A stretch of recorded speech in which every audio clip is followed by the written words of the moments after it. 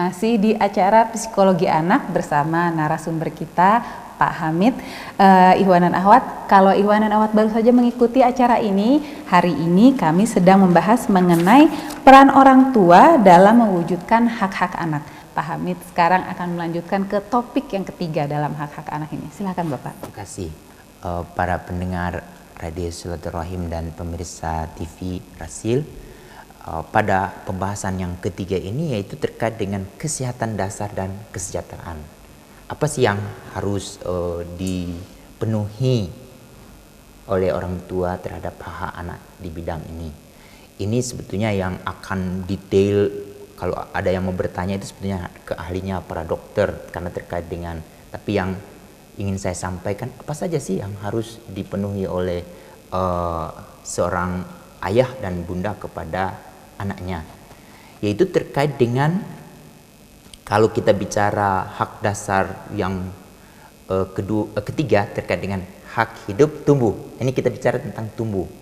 Tumbuh berarti anak itu harus memiliki hak untuk tumbuh, berarti kalau mau tumbuh dia dipenuhi semua kebutuhan dia terkait dengan makanan yang halal dan thayyib, lalu dia memperoleh minuman, lalu gizi yang lengkap, mineral-mineral yang lengkap, lalu yang paling penting adalah yang terkait dengan ada program-program bagaimana caranya anak itu memiliki kesempatan hidup yang lengkap. Kalau di Quran itu untuk mendapat ASI itu hak anak. Itu 2 bulan. Lalu ada program pemerintah yaitu dengan konsep 2 tahun, 24 bulan. Ya. Program ASI eksklusif 6 bulan. Ya. Itu sebetulnya kalau kita mau baca di Quran di surat Al-Baqarah ayat 233, di situ seorang ayah dan bunda memusyawarahkan untuk memberikan ASI kepada anaknya. Dimusyawarahkan, lalu dipertimbangkan. Kalau memberatkan, yaitu keputusan harus mencari ke mana, bukan ke supermarket. Kalau sekarang ada program Bank ASI, kita punya rambu-rambu di Islam bagaimana memberikan ASI, jangan sampai mempengaruhi status anak, nanti tidak bisa menikah karena sepersusuan. Itu tidak ada aturannya. Tapi orang tua atau ayah yang bertanggung jawab, ya harus cari informasi itu. Jadi jangan nunggu pas anaknya hamil, istrinya hamil terus melahirkan, lalu air ASInya tidak keluar, diam saja. Karena ini menjadi hak anak. Di pemerintah itu sudah diatur oleh Undang-Undang Kesehatan nomor 36 tahun 2009. Ada di pasal 128 itu bahwa negara, terus setiap institusi publik dan swasta wajib menyediakan ruang untuk ASI. Kalau kalau ibunya bekerja itu akan dilayani di sana. Kalau institusi publik dan swasta itu tidak menyediakan fasilitas, itu ada pidananya. Itu di pasal 200. Barang siapa yang tidak menyediakan itu dan menghalang-halangi pemberian ASI kepada anak dari ibu yang punya bayi, itu dihukum 1 tahun, denda 100 juta. Itu sudah ada. Nah, tinggal sekarang sebetulnya orang tua sudah memiliki kesadaran tidak bahwa ASI itu adalah penting. Secara negara sudah ada undang-undangnya, lalu secara Quran sudah ada. Lalu di surat di salah satu surat di Quran juga yang menyebutkan bahwa pendampingan bayi itu sampai usia 33 bulan. Sekarang oleh pemerintah kita punya program 1000 hari setelah kelahiran. Itu tujuannya apa sih? Nah, sebagai orang tua, ini sebetulnya untuk memenuhi hak anak untuk mendapat kualitas hidup yang tinggi. Nah, berarti sebagai orang tua udah mulai mikirkan bagaimana nih agar anak kita tumbuh besar, tidak mengalami busung lapar, tidak mengalami stunting. Sekarang anak-anak kita di Indonesia yang mengalami gizi buruk itu akhirnya berpengaruh pada tingkat pertumbuhannya bermasalah. Dia jadi anak yang ukurannya pendek, yang itu mengalami persoalan di kemudian hari. Tugas orang tua adalah bagaimana memastikan. Nah, sekarang persoalan kalau ayah ibunya tidak mampu memenuhi asupan gizi atau asupan makanan yang bagus, yang baik, yang tepat, itu berarti peran dari masyarakat. Nah, sekarang kita sudah punya, kalau di masyarakat, kita tahu kalau di rumah-rumah yang dekat-dekat dengan bunda-bunda di rumah, ada nggak itu yang namanya kader ASI? Jadi lalu ada konselor ASI. Itu tujuannya untuk mendorong bahwa ASI itu adalah utama. Jangan kita pernah memikirkan ada orang yang mensosialisasikan memberikan susu formula. Nah, susu formula itu khusus untuk susu sumber dari, misalnya kalau dari sapi ya khusus sapi. Kalau anak yang mau mendapatkan anak yang cerdas, tumbuh yang berkualitas untuk motorik halus, motorik kasar, terus saraf-sarafnya aktif, neuronnya bagus, itu dia harus dapat ASI, dan itu sudah ada jaminan dari Allah. Nah, tinggal bagaimana orang tua kalau tidak punya ASI, Al-Quran sudah kasih solusi. Bagi yang bercerai pun, si ayah yang sudah berpisah dengan istrinya harus membayar tuh pada istrinya yang memberikan ASI kepada anaknya.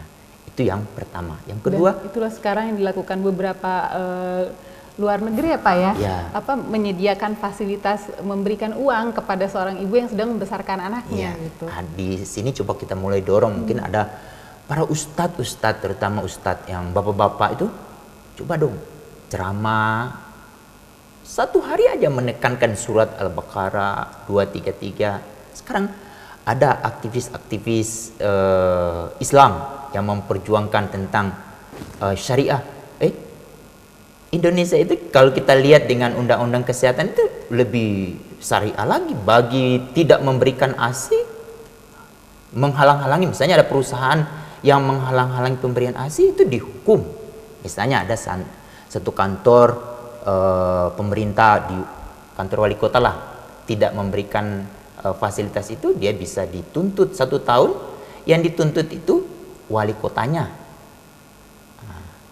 Kehebatan di negara kita sudah ada instrumen itu, tetapi ustadz mungkin belum pernah baca tuh ada pasal-pasal terkait dengan itu. Dan saya juga belum dengar ustadz menjelaskan tentang itu. Kan di Kementerian Kesehatan menjelaskan 1000 hari kelahiran pertama.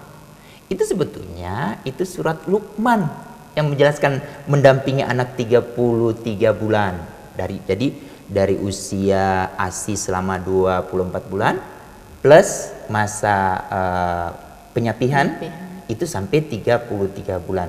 Itu poinnya adalah agar sentuhan dari bunda itu semakin mantap, dan kalau anak semakin mendapat sentuhan itu yang kemudian anak akan respect kepada orang tuanya. Baik, Pak Hamid, terkait dengan kebutuhan anak ada pertanyaan dari nomor 081290144109. Assalamualaikum Pak Ustadz. Waalaikumsalam. Dari hamba Allah, saya punya anak yang suka minta barang di luar kemampuan saya, suka maksa padahal sudah dewasa. Apa yang terjadi sebenarnya Pak Hamid? Itu sebetulnya sederhana. Kalau sejak dari awal itu anak diajak berdiskusi, sebenarnya coba ada manajemen tentang financial literacy. Itu artinya ilmu tentang bagaimana pengaturan uang. Pengaturan uang sederhana sekali. Kalau misalnya anak mau minta barang sesuatu, misalnya harganya 100.000, kita jangan kasih 100.000 utuh, kita kasih 50.000, lalu kita cicil. Bagaimana caranya? Si anak akan diajak untuk memikirkan. Lalu anak ini kan punya bibi, punya paman yang sangat sayang kepadanya. Ingatkan kepada bibi dan paman, kalau memberikan sesuatu kepada anak itu jangan pas hari ulang tahun langsung dikasih. Jor-joran. Itu mengajarkan hal yang tidak tepat. Dan itu yang tidak. Lalu apa lagi cara? Misalnya kalau dia masih sekarang udah besar mungkin, tapi kalau udah dibiasakan dari kecil, misalnya ke mall atau ke supermarket beli sesuatu, si anak harus kita mintai mau beli apa dia, lalu kita hitung berapa harga estimasi, misalnya kita kasih uang secukupnya. Kalau uang itu sudah menutupi apa yang menjadi kebutuhan dia, tidak boleh lagi dia meminta. Itu sebetulnya mengajarkan anak tentang berdisiplin. Misalnya budget kita ke mall hari ini adalah sekian, gitu boleh ya Pak ya? Itu nanti ada sesi insya Allah yang akan datang, Baik. kita bahas tentang disiplin positif. Baik, saya nggak sabar tuh menunggu acara itu. SMS berikutnya dari nomor 085798896330. Assalamualaikum. Waalaikumsalam. Maaf, saya mau nanya, bolehkah kita memarahi bahkan memukul anak ketika dia melakukan salah? Terima kasih. Itu yang hak sipil yang pertama, hak sipil dan kebebasan, yang poin terakhir tentang merendahkan martabat anak. Bunda di rumah, bunda tidak punya hak untuk memarahi anak kita. Dia justru harus, bagaimana caranya supaya kita tidak mau marah? Kita harus buat aturan, kesepakatan. Kalau misalnya kesepakatan itu dilanggar oleh anak kita, ya kita ingatkan kembali. Tidak ada perintah untuk marah-marah. Nanti kalau marah-marah, bunda sendiri yang sakit. Jadi akan berdampak pada tubuh bunda juga. Dan parahnya adalah anak kita yang akan menjadi korban lebih dari itu. Jadi poinnya adalah kita harus mendialogkan, lalu membiasakan diri tentang berbagai hal. Jadi jangan coba-coba kita mau merendahkan martabat anak kita. Coba, siapa lagi yang mau menghargai anak kita kalau bukan kita sendiri? Dengan cara apa? Dengan cara memanage emosi bunda itu sendiri. Berarti bunda kalau mau marah kepada anak kita, kalau anak kita tidak sesuai dengan apa yang menurut kita ya Baik atau benar gitu ya? kita harus diskusi lebih awal lagi dengan anak. Kuncinya ada pada saat membangun aturan. Jadi ada kesepakatan bersama. Kesepakatan itu harus ditegakkan. Aturan itu harus ditegakkan. Kalau anak kita menjalankan aturan itu sesuai dengan kesepakatan kita, jangan lupa memberi penghargaan. Minimal ucapan terima kasih. Lalu kalau anak kita tidak melanggar kesepakatan kita tugasnya mengingatkan kembali, mereview, bukan menghukum. Dengan mudah kita mengeluarkan kata-kata, apalagi marah-marah. Yang sekarang kita mau dorong itu bunda di rumah, disiplin utama, tetapi non kekerasan, minimal tidak boleh melotot. Melotot aja tidak boleh, apalagi marah-marah, apalagi sampai mengeluarkan kekerasan, apa sampai menghukum. Tugas menghukum itu tugas bukan kita. Tugas kita hanya memberikan peringatan dan kabar gembira kalau dia mengikuti aturan kita. Baik, kalau misalnya di Islam itu kan ada aturan latih anakmu untuk sholat ketika dia berusia 7 tahun dan pukullah ia kalau ia berusia 10 tahun. Mungkin banyak yang menganggap bahwa mukulnya itu boleh bagaimana saja gitu Pak. Orang tua itu yang kemudian mensalah tafsirkan apa yang diperintahkan. Tetapi itu sebetulnya di Jawa Timur ada teman saya Pak Hadi Utomo sudah mendiskusikan dengan alim ulama di sana. Para kiai ada sekitar 39 kiai untuk mendiskusikan. Untuk menerapkan hadis itu hanya diperuntukkan untuk mengingatkan solat, bukan untuk yang lain. Lalu kalau mau mengingatkan anak itu tidak dengan emosi, kalau 180 derajat tangan itu emosi, 90 itu masih emosi, tetapi 30 derajat. Jadi solat gitu ya, bukan mukul. Di bagian tubuh yang tidak dirasa sakit. Itu hanya dorong sholat. Dan konsep itu adalah konsep yang sebetulnya kalau teman-teman atau orang tua yang pernah belajar tentang behavior change communication, itu di sholat itu untuk orang berubah sebuah perilaku itu harus minimal 5.475 kali peringatan. 5.470. Hitungannya dari mana, Bun? Itu yang tadi 3 tahun itu ya. 3 tahun. Jadi 1 hari 5 kali sholat, 1 tahun 365 hari kali 3. Dan ada yang mensosialisasikan tuh, yang marah terus pakai rotan. Itu sebetulnya sedang melaksanakan perintah Amsal 24. Amsal itu di Injil. Kita sebetulnya mengikuti mana nih? Al-Quran. Di Al-Quran coba cari, ada enggak?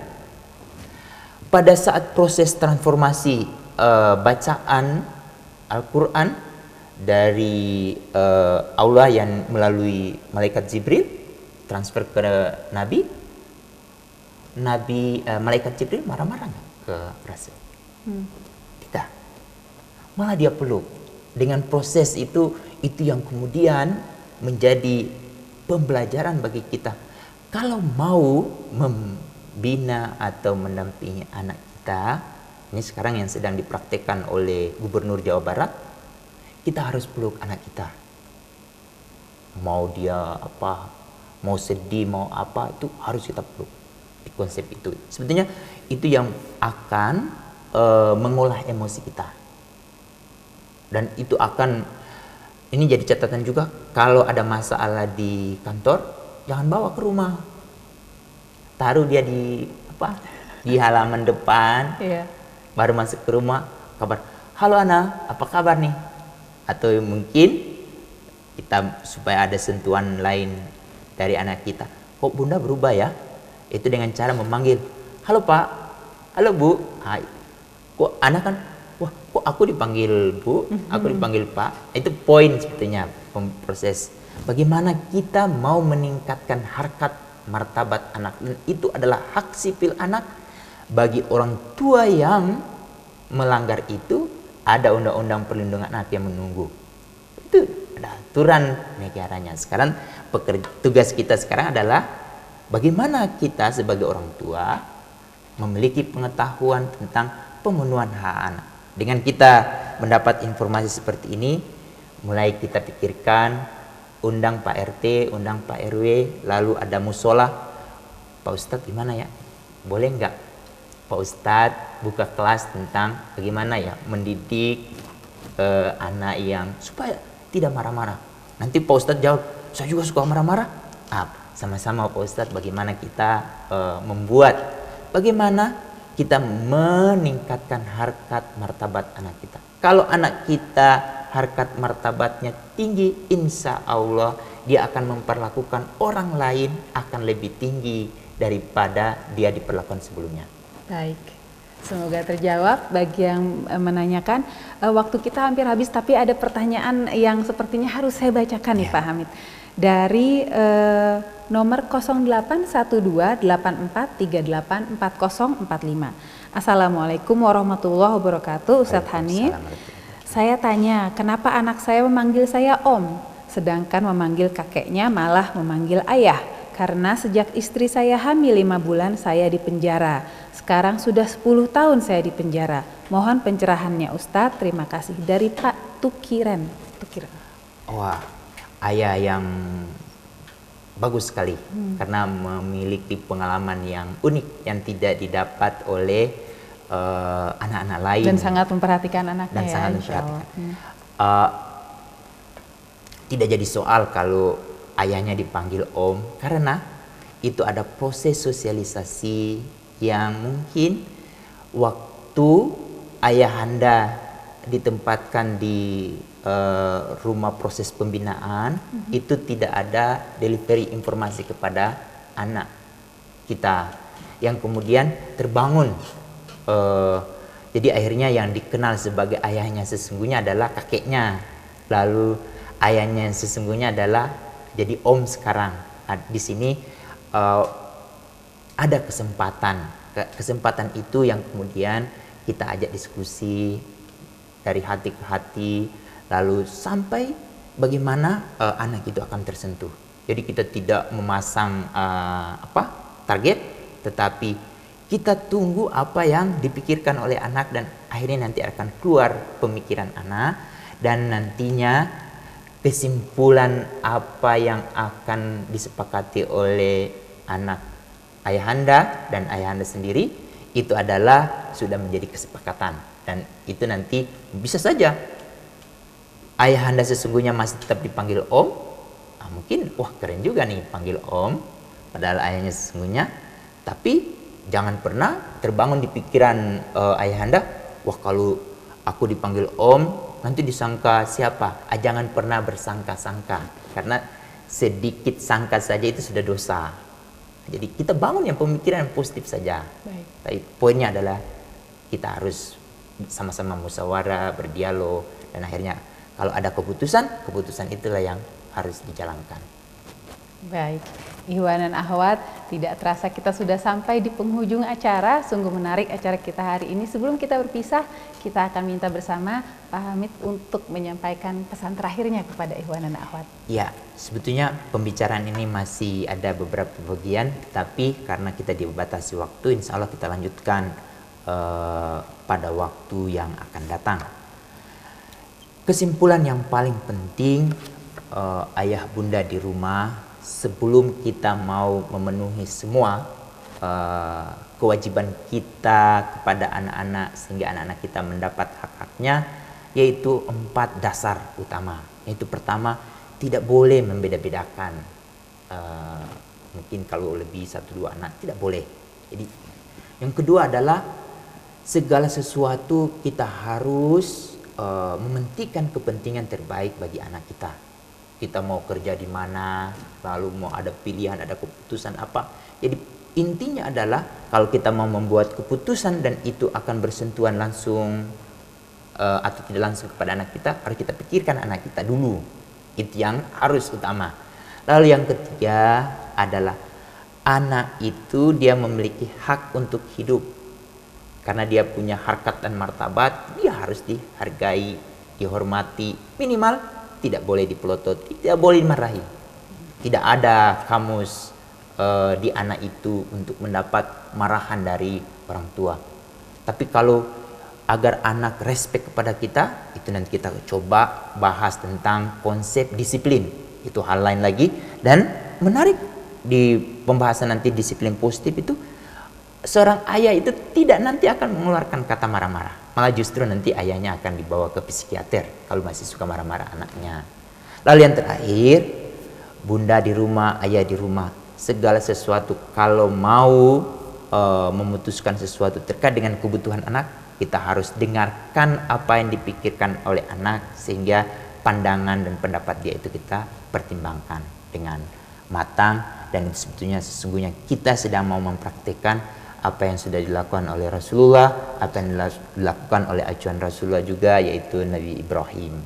Nah, kita sesungguhnya melanjutkan apa yang sudah dilakukan oleh Nabi-Nabi sebelumnya. Dan tugas kita hari ini adalah mengingatkan, lalu kita pasrahkan kepada Allah yang menjadi penguasa cahaya, sehingga semoga kita diberi cahaya dan kita akan menjadi ayah dan bunda yang sangat bertanggung jawab untuk mewujudkan semua hak-hak mereka. Itu yang paling penting. Demikian. Luar biasa. Terima kasih banyak Pak Hamid Fatlima atas waktunya bersama kami. Kami tidak sabar untuk menunggu pencerahan di hari-hari berikutnya nih Pak. Baik Ikhwan dan Akhwat, saya berharap Ikhwan dan Akhwat merasa tercerahkan saya mengikuti penjelasan hari ini. kita insya Allah bertemu lagi minggu depan. Terima kasih banyak kepada semua yang mengirimkan SMS dan mohon maaf karena tidak semua SMS yang masuk dapat kami bacakan karena keterbatasan waktu. Akhir kata, saya Nur Fitri Tahel, Andri di belakang perangkat siar serta kameramen Ondi, Lantang dan Dika undur diri. Subhanakallahumma bihamdika asyhadu alla ilaha illa anta astaghfiruka wa atubu ilaik. Wassalamualaikum warahmatullahi wabarakatuh.